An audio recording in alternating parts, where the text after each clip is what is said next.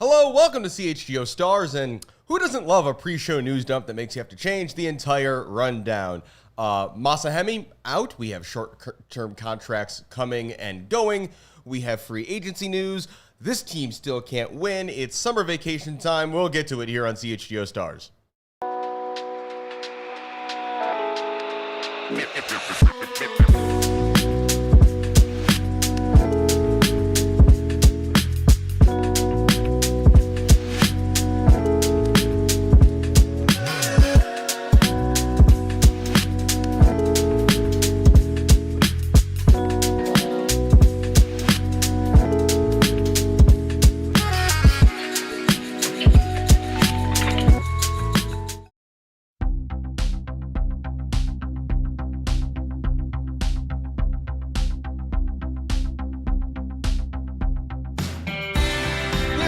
CHGO Stars, presented by Sunnyside. Visit sunnyside.shop for bright buys every day, including 50% off your first 3 online purchases. Enter promo code HICHGO at checkout to qualify. Exclusions apply. Sunnyside Cannabis Dispensary, bright buys every day, only for 21 and older, or Illinois medical card holders. Welcome into CHGO Stars. I'm Alex Campbell, joined in studio today by Joe Chats. And this worked out quite well, Joe, because the Stars decided a couple hours ago to just post like 10 different things on social media about various comings and goings, so we have a lot to get through. Yeah, my notebook's filled. There's a whole lot of stuff that went on. I'm a bit overwhelmed by it all. A lot of stuff to process, but another change. Will it help? Probably not. Yeah, we have our second coaching change of the season. Shout out at least to the Stars for doing it right before the show this time rather than right after the show last time. So we had an emergency podcast like 24 hours after a normal show. Masaki Hemmi is no longer with the team to, quote, pursue other opportunities, which seems like an intentional choice of words rather than, have agreed to part ways or is no longer with or anything else. So feels like, Joe, we're probably going to see a welcome to insert club here for Masaki in the coming days. Yeah, he's going to the USL Super League. It's been a thing for weeks. Theo Lloyd Hughes also reported it today, so I feel confident in my sources if he's reporting that too. So that's the case. Good for him. He's a good coach. Wasn't going to change much with the Stars. Is someone who is a Lorne disciple. So unsurprising. Ella Masser's a great interim, but the Stars need to hire a full-time coach, no matter who it is. Yeah, well, right now it's going to be Ella Masser, former Red Star, been around the team off and on for quite a while. Great coach. Yeah, well liked by everybody, but again, that's not really the problem that this team has had with coaches. The team went 0-4-3 in Hemmi's 7 games in charge, yet they went up the table. This league, man. I mean, again, it's so funny. You look at what the Stars are doing and all the issues they have, and you're like, certainly that team must be in last place. And it's like, no, the Utah Royals exist and are somehow worse. Of course, the Royals, we'll get to this more later. The only team the Royals have beaten is the Stars. And then in basically every other game, they have been dreadful. So, 10,000-foot view. What do we think of this decision coming now, of the timing of this? And you kind of said he couldn't have done much better. Could we have expected, we could quibble with his roster decisions, his substitution patterns. But in the grand scheme of things, could Massa have done any better with this? Not really. I mean, there were wins to be had. He spoke about his regrets about the game at Soldier Field where it's a 2-2 draw going to a back 5 at the end and that really biting the team at the end. So maybe if those changes don't happen, they steal a win in there. But overall, the team improved, but they weren't a winning team. No, they had their chances, but it's not like this team did a whole 180 change. But he's an interim coach. There's only so much you can do. You're trying to figure out your future. If he's going to the USL Super League, he had priorities too. So, again, with Ella Masser being the new interim coach, this is great, but you need to commit long-term to somebody so this team can establish some sort of identity with how they want to play. And as we'll get into here in a moment, it would be good to know who that person is sooner rather than later because free agency season is open. Oh, yeah. And free agents, as of today, can start negotiating with teams for new contracts. Let's take actually a look at all the roster situation and update nonsense the Stars have been going through. So they do have 2 new signings. They're not in market yet, but they will be here at some point. Those are defenders Catherine Hendrick from VfL Wolfsburg and Samantha Carey Angel, or could be Angel, from IFK Norrköping in Sweden. So defensive reinforcements are incoming. New contracts have been given to Nadia Gomes, but only for another month because, sure. Janice Joseph, Taylor Mollum, Stephanie Sparkowski, and Mackenzie Wood. Those last two now the second and third string goalkeepers behind Haley Makowicz. Some players are gone. Kat Berry and Justine Gaynor, we hardly knew ye. They were emergency signings basically a couple of months ago. Their short-term contracts have not been renewed, and though it is not official yet, Sarah Griffith is also, as of today, no longer a member of the Chicago Stars. She has been on loan in Calgary in the Northern Super League. Played really well. We assume, again, there has not been anything official yet, but we assume we're going to see some announcement today or tomorrow that they have signed her two-way contract with them and that she is staying up in Alberta. As for the free agency class, Ali Schlegel does not have the player option we previously thought she did. She is going to be a free agent, as is Cam Biegalski, Ava Cook, Chardonnay Curran, B. Franklin, Shea Groom, Haley Makowicz, Alyssa Nair, and Carrie Riccaro. So, Joe, the Stars have one win on the season. They have -2 coaches at this point, and half the roster is potentially not going to be here when this season turns over. Quite the situation for a potential new coach to walk into. Where are they playing next year, Alex? That is also a thing nobody knows. Exactly. Why would you? At this point, seriously, why would you? Unless you're going to be paid over market, there really is no reason. This team needs to deliver a plan. It looked like they were going to go to Northwestern long term. I've heard, multiple of us have heard that might, who knows? They're trying to negotiate this just a hardline stance, apparently, and hey, you got to be playing somewhere. They're going to lose players in the next month or two if they don't have a plan, because who isn't going to move on? This isn't sustainable. Right. And it's such a tough thing, because if you're a listener, you're going to have options around the league, around the world. You're one of the best goalkeepers ever. Ava Cook's going to have opportunities. Chardonnay Curran's going to have opportunities. Carrie Riccaro is such a good locker room piece, and now that she's shown that she can move back to center back, that is a value add to your team. Biegalski's a good depth piece. Makowicz is an NWSL keeper, right? Yeah, she's been excellent. That's Yes. I mean, we'll get into the recent games here that the Stars have played, but Haley Makowicz coming in for Alyssa Nair has been like pleasantly not a problem. Yeah, she's been very good. They already re-signed Mackenzie Wood, but it looks like they have two good goalkeeping options for 2026 should Alyssa Nair say adios to the club. And all power to her if she does. She's done all she can at this point. But this team is going to look different next year, and you can't blame the players if they don't announce anything. It's not fair. It's not rational. It's not reasonable. And if you're a fan too, I want to know where I'm going next year, and it's just becoming a bit ridiculous. Yeah, we got the full free agency list you can see on the NWSLPA website, and there's a lot of big names on there. Sophia Wilson is the headliner, of course, currently out with pregnancy. Her baby is due relatively soon compared to the other. We'll see. I don't She's know. ahead of Mal Swanson. That's all I remember. But she's a native, of course, of Mal's neck of the woods in Denver. Denver joining the league next year. You could do the math yourself on what is going to happen there. You've got the likes of Midge Purse, Lola Bonta, also on that list. A crazy one, though, is I think, and I'd have to look this up, I think Melanie Barcenas from San Diego has to be the youngest free agent in the history of American pro sports, because she's a teenager with an expiring contract, and so she's going to be a free agent at age like 18, which is absolutely insane that she's been in the league long enough for that to happen. What a Michelle Kang signing that's going to happen. Yes. Leon are keeping things interesting these days. Oh, my Lord. Including before we recorded, just went official-ish that Lily Johannes of the U.S. Women's National Team is going to Leon Oris. I think we have to call them now OL... USMNT or USWNT. Yeah, Lyonnaise or something like that. It's Whatever. like it's very ridiculous. strange. She also now runs the men's team over there. Yeah, kudos to her. Because things are weird, and also the Spirit could also be better. Trinity Rodman also top free agent. Bia Zanarado. There's a lot of good names. There's a lot of good players on there, but to your point, Joe, I would expect the Stars to struggle to recruit any of those people, because for a lot of reasons, but one of them is that this team still doesn't win soccer games. There has been 3 more games since the last show. I think we've got a table of the NWSL to show just how silly this is for those watching on YouTube, but the Stars somehow are not in last place because Utah is down there. Joe, my favorite stat right now is that the Kansas City Current have more wins than the Stars have scored goals. Not ideal when that's the case.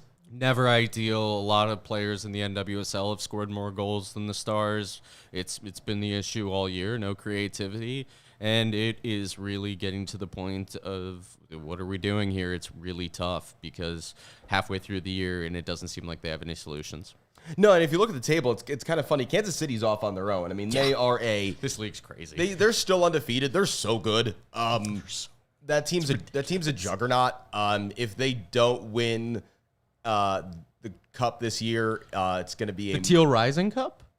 I mean, it's basically what it should be. I don't know. We'll get to the Teal Rising Cup in a minute. But so I guess what Joe's hinting at is they should win 3 trophies this year, should the Kansas City Current. Also, we just got some news recently about how Champions League is all going to square out for this next season. So, that's happening.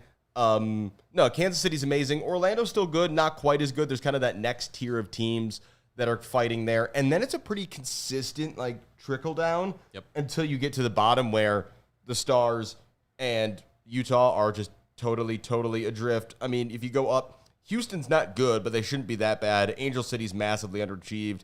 Bay are what they are. North Carolina underachieving. Gotham make no sense. Racing Louisville, Seattle Reign. Good for those teams fighting into playoff spots. But, San Diego continue to be awesome, which is fun because both of us, I believe, and literally anybody who watches this league have been totally wrong about them, thinking they were going to stink. They are quite good. Sorry, Jonas. Jonas Eideval literally building a team out of internationals who have never been to the U.S. before and children, and it's working pretty. And it's not too hot for them in San Diego. It's funny how, for certain soccer players, it's not a big deal in the heat. I mean, San Diego also is kind of that Goldilocks zone, though, too, of it's the most wonderful place to live San Diego on the planet. Anyway, Angel City 2, Stars 2. You talk about Angel City underperforming. The Stars were unlucky for the opening goal in this game because it's a good cross that comes in and hits Cam Biegowski in the heel.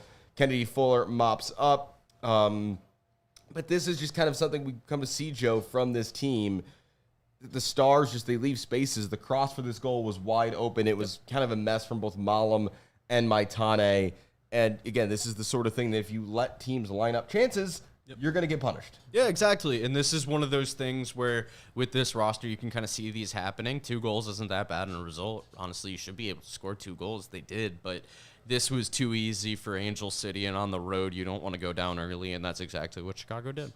They then equalize on maybe the weirdest goal I've ever seen. So ridiculous. Nadia Gomes goes to hit a cross, and it hits the defender right in front of her, and then does this ridiculous loop up in the air over Anderson in the Angel City net. It goes in. It's 1-1. They don't deserve it. I'm still confused how Nadia Gomes is the first attacking sub off the bench for this team, but maybe that's not going to be as much of a discussion anymore. Worth noting that short-term contract she just got over the last couple of days is only to the end of this next month, which says that the Stars are saying, we're going to try to find somebody better in the transfer market, but if we don't, we guess we will keep you. Ali Schlegel scored a golazo, picked the ball up in midfield, ran at the back line, just absolutely hammers this thing from 25-plus yards out. Stars take the lead. The lead should grow a couple minutes later because Schlegel puts the ball in the back of the net. The referee blows for a foul as she's shooting, so VAR can't award the goal.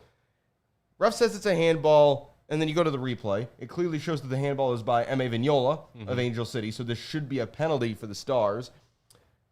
And then there's no foul by anybody else on either team. There's nothing. I don't know what the ref saw, but it kind of doesn't matter. Goes to VAR, and the decision stands for no explicable reason. That's tough on the Stars. It's poor officiating. When it rains, it pours. No, it was unserious officiating, legitimately unserious officiating. You did the wrong thing initially, you called the wrong call, and then you throw everything off by compounding mistakes on mistakes. That was such bad officiating, and it can't. That should have been a win for the Stars. It really should have. It would have changed things for them. Hemmi getting a win, that would have been really nice for an interim. That is an accomplishment as a professional, right? And they just couldn't get it because of a terrible error, and it's just unfortunate. We all knew what was happening next. Yeah, exactly. Angel City were going to equalize. Vignola scores, more bad defending. Riley Tiernan is basically backing down Cam Biegowski and just does a simple turn on her, and the next thing you know, she's 5 yards past her, tees up Vignola, lots of space in the box for her. Bad team defending here. This is going to be a theme of the Stars not being able to just bunker down, park the bus, and defend a lead. 2-2 draw. Could almost have been a win for Angel City because in stoppage time, Kristen Kristen Press puts Biegalski again on skates, just absolutely burns her, tries to beat Makowicz at the near post. She makes a good save. Finishes 2-2, so that's kind of the full Stars experience there, Joe. A game that went quickly from we should win this game to, wow, we are lucky we didn't lose that game. Exactly. It was crazy. It should not have gone down the way it did, but Chicago left with a point at that point of the season. That's okay, but they were hard done, understandably, but a point on the road's a point on the road.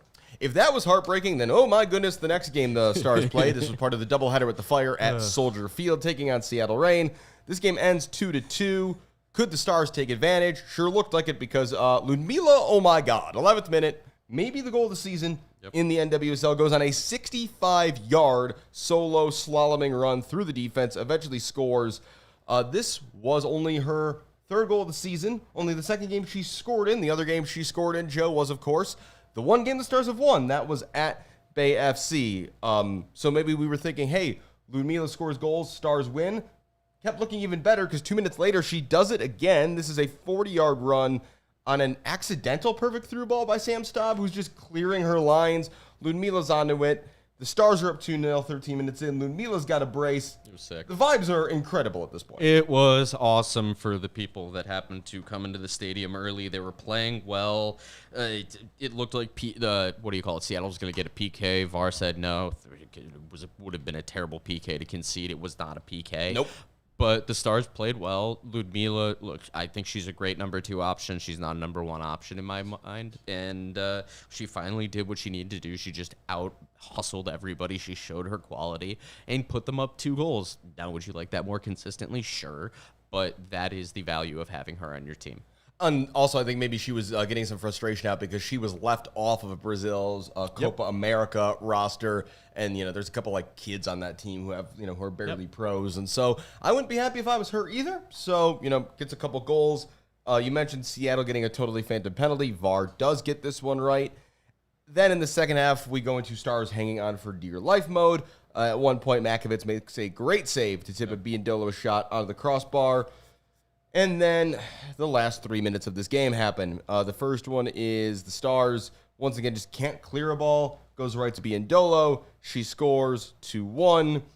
And then, much like the first goal in the Angel City game, 2 minutes later, the Stars can't close down a cross. Biegalski ends up being 1v2 because of the defensive organization is just bad. Jordan Bugg sends a cross in. It bounces in at the far post. No one gets a touch. Jordan Heidema went for it, but did not make any contact. Makowicz just totally stranded. Stars defense doing a whole bunch of nothing. And according to OptaJack, a great post that came out after this, that Seattle Reign became the first team in NWSL history to avoid defeat after being down multiple goals after the 85th minute. Congratulations to a new level of collapse and futility for this Stars team. I said earlier, when it rains, it pours. This was the better time to make that a pun. Ludmila also left with a concussion to add insult to injury, literally. Yeah, because it couldn't get worse. Obviously, we know today, Joe, the Stars made an interim coaching change, but some of this inability to see out results feels like a bit of a coaching issue. This feels like a situation where, there was discussion about, should they have made this sub? Should they have made that sub? Does it matter? Because if you're at this level, if you've got 11 players on the pitch and you're up 2-0 with 5 minutes to go, really shouldn't matter who those 11 players are. You should be able to see that out. You really should be able to. The one thing is Natalia Cuico is still coming back, trying to come back from injury. Her on the pitch changes everything. She really is one of the best defenders in the world, and her and Sam Staub together for 90 minutes in a match is a great thing to have. So that was one of the big changes at the end of the game.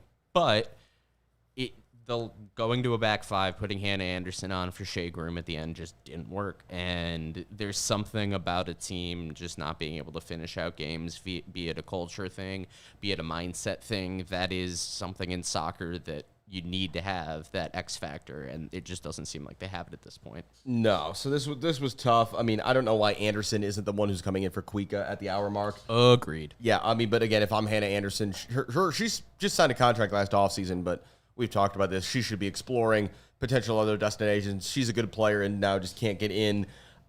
Or, on the other hand, whenever the Stars hire a new coach, Hannah Anderson needs to be one of the first people getting a phone call to be reassured that she is going to have a place in this team. But, like, do the Stars just not practice defending leads? Maybe they don't because they haven't had many of them. But it just looks like they don't know what they're doing.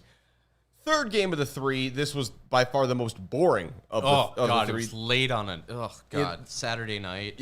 Bad. Thorns 1, Stars 0. This game was wholly uneventful. Like, the Thorns didn't do very much either because they frankly didn't have to. The one goal comes in the 59th minute. Riley Torden scores at the end of honestly, this was the only good period of soccer in this game. Yep. The Thorns put together this great possession sequence where they're slinging the ball around. They are stretching the Stars. They slowly move them out of position. And eventually there's just a highway for Sam Coffey to just dribble straight through. She's pretty good at soccer, right? Sam Coffey quite good at soccer. Pretty good at soccer. Starter for the U.S. women's national team. Yeah, going to be a captain soon. Like, yeah, pretty good. Is the captain, I believe, now. Yeah, right now, yeah. Mm-hmm. Probably future USWNT vice captain because Naomi Girma is going to hold that armband forever. True. So, yeah, Coffey runs unimpeded into the box, squares it. Torden, nice finish.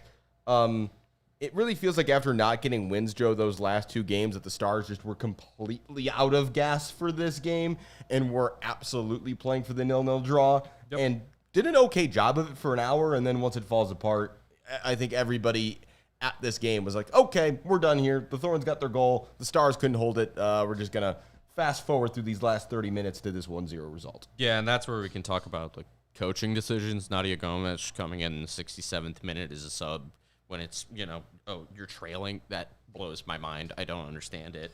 Ava Cook has still played a total of, 30 minutes? Yeah, you don't make those other changes. Ava Cook comes on in the 88th. She's not going to have a chance. She's going to have, one chance if you do that? Michaela Johnson and Chardonnay Curran in the 82nd. You got to give these players more than 10 minutes of a cameo because that could be 1 or 2 touches for some of them, and they just weren't given chances. Gomes was. I don't get it. She's a lovely person, a great locker room player, but there's a reason why she's only been signed to short-term contracts and no one else is trying to sign her to a long-term deal. She just doesn't have the quality that you need. So I don't understand why she's continually been given these runs because she just doesn't have it.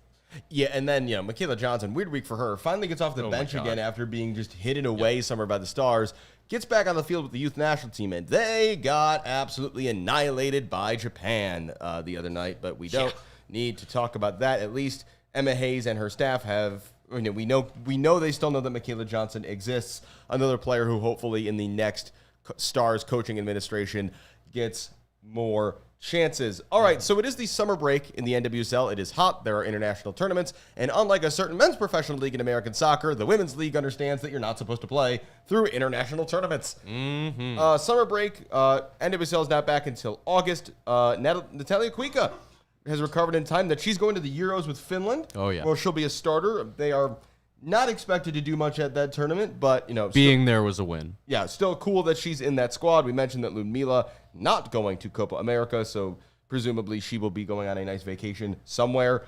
The Stars are playing, as you alluded to, Joe, in the Teal Rising Cup. That's in Kansas City. That's in a couple of weeks. The Stars are playing Corinthians of Brazil. KC are playing Palmeiras, whose men's team is currently having a very nice time here in the United States. The winners and losers then face each other in second games. Those games are on July 12th and July 15th at CPKC Stadium in Kansas City.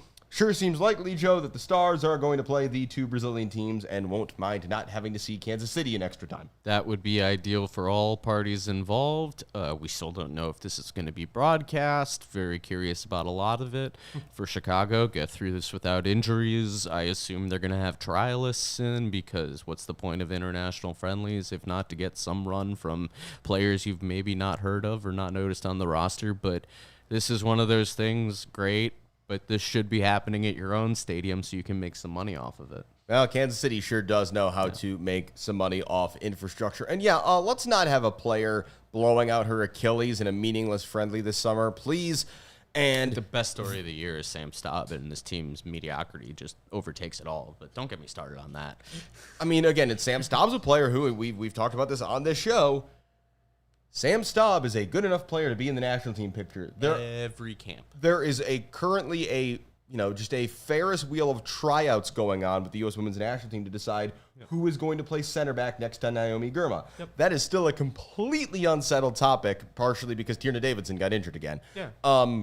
Sam Staub should be one of the players getting looks as a potential pairing for Germa, and she's not because the club team she plays on is terrible. Yeah, and she had the first chance with the first Emma Hayes camp. That was her first call-up last year, and she hasn't had one since. She's obviously been good enough. She's getting back to the full 90s. She's going to be that player who I think plays every minute in the second half as long as the team remains somewhat relevant, which TBD.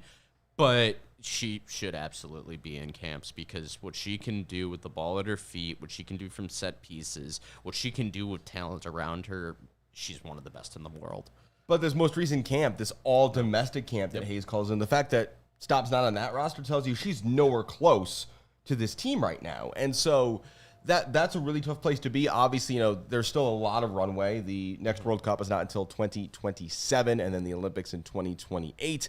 So again, there is some time here if, in the ideal Sam Staub universe, if either the Stars get much better or if she were to, say, move somewhere this offseason to get in a better situation and put herself in the quote-unquote shop window of sorts for Hayes, there's every chance that Sam Staub can get back there. It just, again, it's still so tragic that she had worked her way.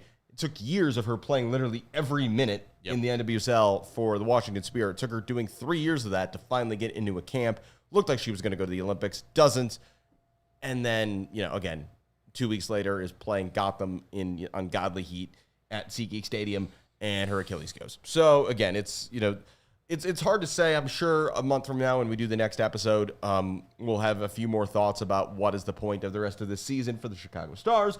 Maybe we will have heard some things about potential new coaches, or maybe there will just be enough other fun women's soccer NWSL stuff going on that we can talk about all of that instead. The Stars' next home match is Friday, August 1st.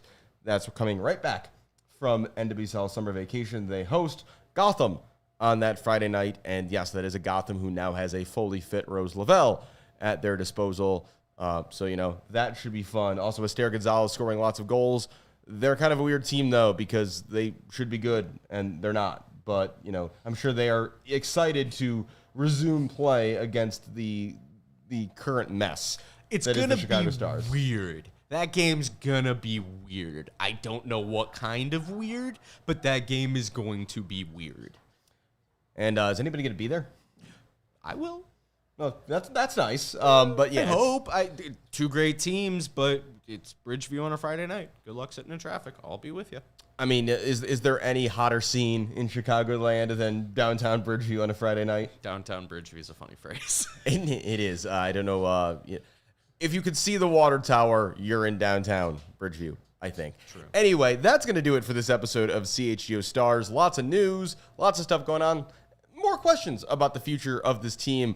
Where are they playing? Who is coaching them? Who's playing for them? Nobody knows. We're all going to find out together. And I'm glad that we've spent this last 30 minutes together, just taking it all in, the current state of Chicago's pro women's soccer team. Thank you to Joe Chatz for taking the time as always. Always happy to be here. Thank you. And thank you to Sean Anderson for all the work behind the scenes and driving this train. I'm Alex Campbell. Thanks for watching on YouTube, for listening wherever you get your podcasts. Please subscribe to the show. We really appreciate that. And we'll appreciate seeing you next time here on CHGO Stars. We all silly like the mayor.